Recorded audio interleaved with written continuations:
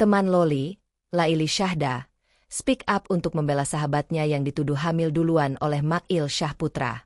Ia sudah konfirmasi ke Cindy Claudia, yang merasa tidak pernah chat kehamilan Loli kepada Mail. Laili juga memperlihatkan chat dengan Loli setelah menerima tuduhan hamil duluan.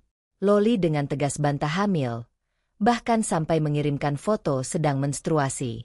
Tak cuma itu, Laili juga meminta Loli merekam video ketika mencoba beberapa test pack. Laili meyakinkan jika hasil test pack dari urin Loli hasilnya negatif.